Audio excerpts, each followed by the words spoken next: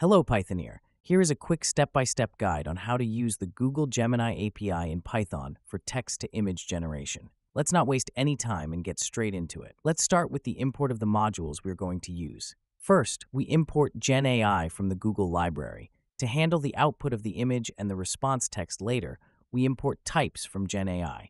To save and show the image, we import the image class from the Pillow library and the Bytes.io class from the I/O module. Then we run up a terminal and install the Google and Pillow library using this pip command so we can use it. Then we initialize a client to interact with the API using the client class, where we pass our API key to. If you don't know where to get yours, head over to aistudio.google.com, create an account if you don't have yet, and here you can now create a new API key. And you should never share yours anywhere. And, by the way, I deleted mine. Next, we create a prompt we can pass to the model. I use this one.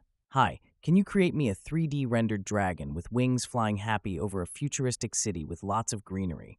Then we create a response where we use the client model's generate content function. In here, we pass the model we want to use, for example, the Gemini 2.0 Flash Preview image generation, which is one of the few models that can generate images beside the Imagen 3 model. Then we pass our prompt from above to the contents parameter, and last, we set up a config where we use the GenAI types generate content config class to set up the response modalities to text and image, so we get back the response status and the image. Then we handle and break down the response, where we first access all part in the response candidates at index 0 for the content parts. And in here we check first if the part text is not none, we print the part text. If the inline data is not none, or the image is generated successfully, we handle the image using the image class from Pillow, passing the inline data.data to the Bytes.io class to make the image temporarily readable for Pillow. Then we use the Pillow's show function to show the image on screen.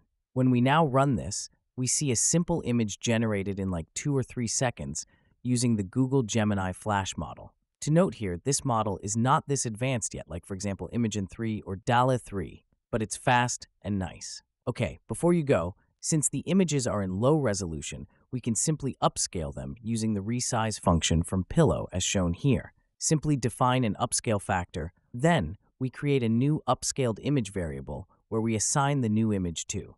Inside, we use the Pillow's resize function on the generated image to scale it up. Therefore, we simply multiply the width and height with the upscale factor and resample the image using, for example, the Lanczos resampler. This is a super simple upscale and could be a way more improved, but for this simple workflow, it's worth it.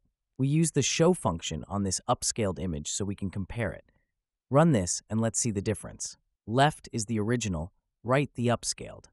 When we zoom in, we see on the right one we have smoother details, and the image is now a 720p default image upscaled by 4.